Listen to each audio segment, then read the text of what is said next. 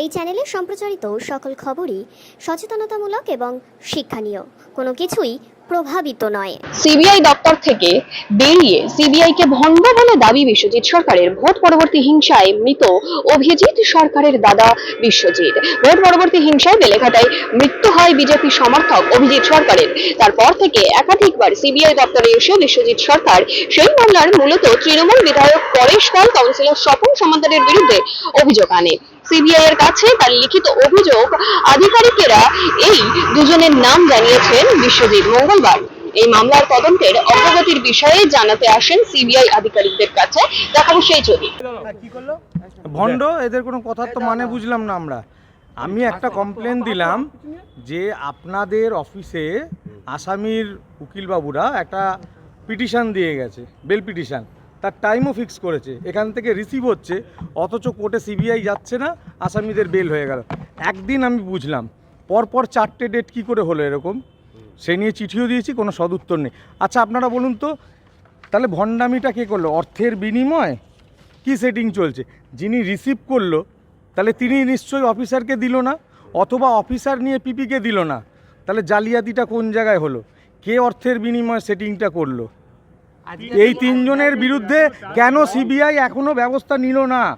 আমি তো চিঠিটা আজকে দিইনি, এই দেখুন 22/8/2024 তারিখে দিয়ে গেছিলাম, ডিআইজি থেকে আরম্ভ করে সবাইকে। কি চিঠি দিয়েছিলেন?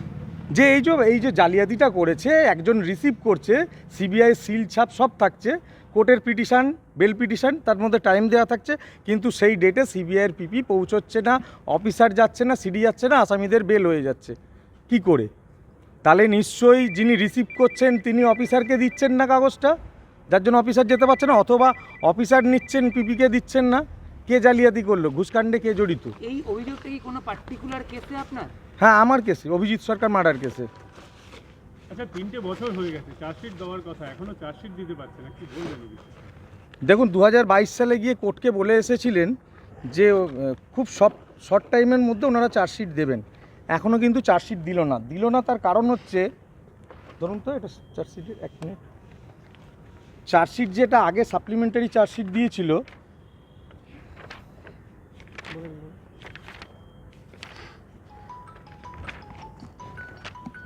আপনি বলে নিন, পরে আমরা 1 মিনিট, সেইটার মধ্যে দেখুন চার্জশিট দেওয়ার পক্ষে একটা ডকুমেন্ট দিতে হয়। কি ডকুমেন্ট? তার মধ্যে 4 নম্বরটা দেখুন, বিশ্বজিৎ সরকারের লেটার অফ কমপ্লেন 2 তারিখে। সেই যেই কমপ্লেনে আমি পরেশ পাল, স্বপন সমাদ্দারের নাম বলেছি, তাহলে উনি যদি আমার কমপ্লেনটাকে ডকুমেন্ট হিসেবে দিয়ে থাকে, তাহলে নিশ্চয়ই এখন চার্জশিট দিতে ভয় লাগছে। কেন? এটা যদি ডকুমেন্ট হিসেবে গ্রহণ করা থাকে, তাহলে সেই পরেশ পাল, স্বপন সমাদ্দারের নাম আসবে, তাহলে তাদের বাঁচানোর জন্য এখনও চার্জশিট দিচ্ছে না। তাহলে যদি তাই হয়, তাহলে একটা এফআইআর করুন।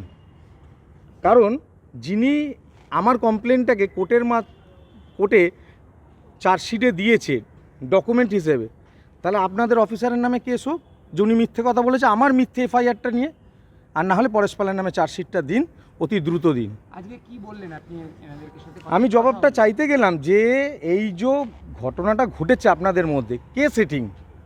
যিনি রিসিভ করেছে তিনি অফিসারকে দেননি, না অফিসার রিসিভ করে পিপিকে দেয়নি, যে কোর্টে গেল না? আসামির সঙ্গে কার গোপন আতাত হয়েছে? অর্থের বিনিময়। কার সাথে কথা হলো আজ আপনার এখানে? কি উনি ইন্সপেক্টর, সুপারিনটেন্ডেন্ট না কি বলে ওনাদের, ভাই আমরা এত বুঝি না, দিয়ে গেল, দেখালো না, আমরা দেখছি বুঝছি, আপনি তো সব বলে দিলেন। ভণ্ড লেখাটা নিয়ে বেরোলেন?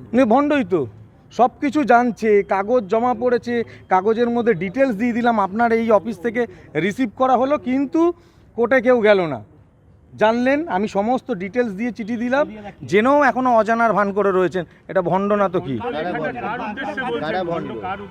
সিবিআই টোটাল দপ্তরের উদ্দেশ্যেই বললাম, কেন এই গণ্ডগোলটা তো দপ্তর থেকে হয়েছে, এই দপ্তরে রিসিভ হচ্ছে, দপ্তর থেকেই লোক কোর্টে যাবে আসামিদের, অ্যাকিউজদের আটকাতে, তাহলে কেউ গেল না, তার মানে এখান থেকেই হয়েছে, তাই এরাই ভণ্ড। বিশ্বজিৎ সরকার।